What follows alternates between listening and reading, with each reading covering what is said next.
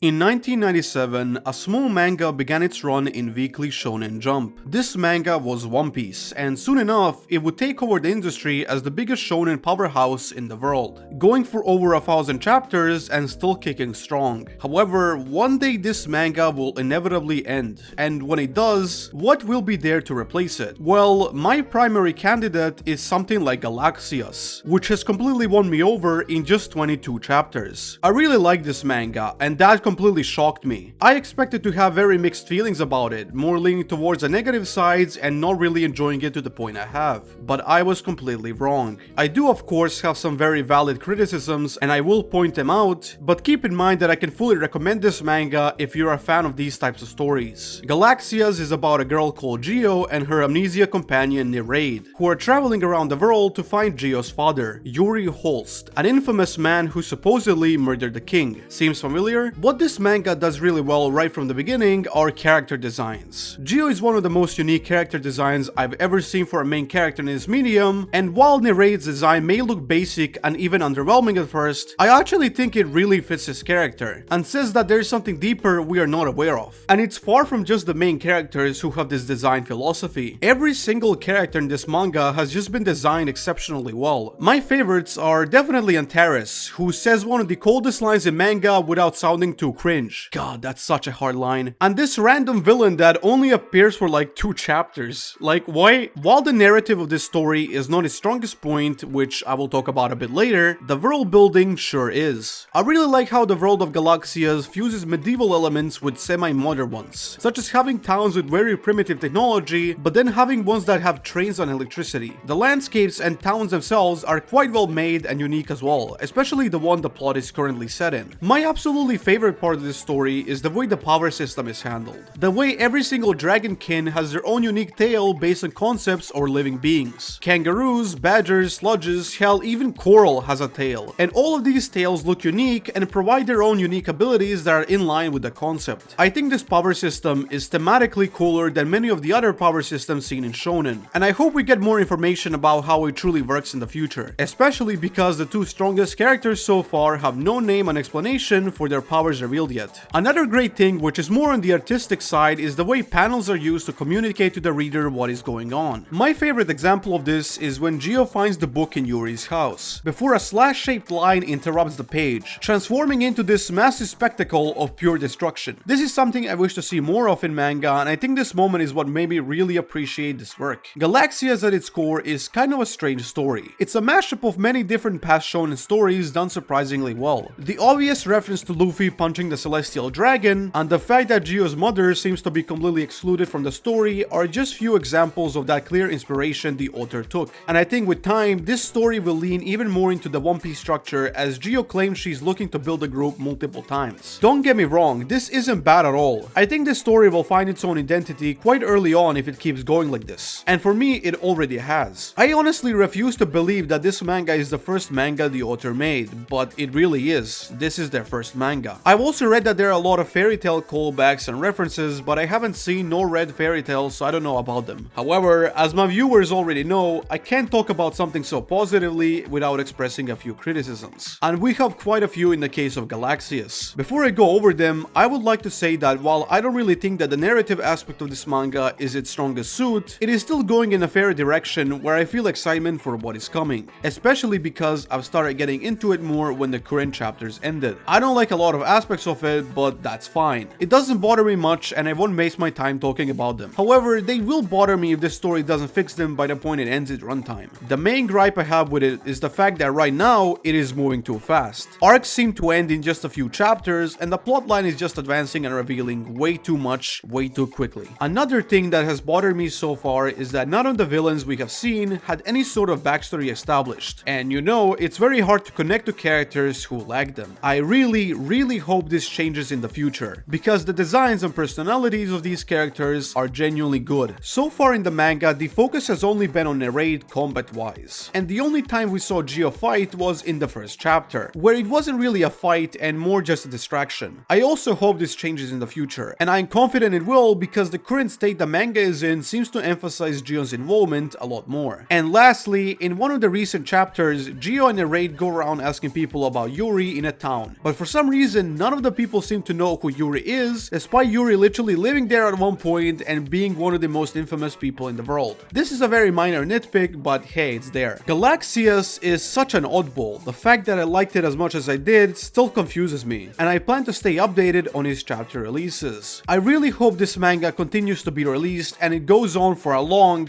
time. It feels like it's one of those stories similar to One Piece, where its length is a deciding factor of its quality. I want it to last. As to why it's called GALAXIAS, well, I have no fucking idea. It is shaping up to be pretty cool. Check it out if you like manga. Thanks for watching, subscribe with notifications, and join the Discord if you enjoyed. I apologize that this is most likely the shortest video on my channel, but this manga is quite short and there's not much I can discuss without spoiling the whole thing, as I do not want to do that. Perhaps I will revisit this work in a year or two from now and see what has changed. Next video will be a much bigger one, and as always, take care of yourselves and have a good night.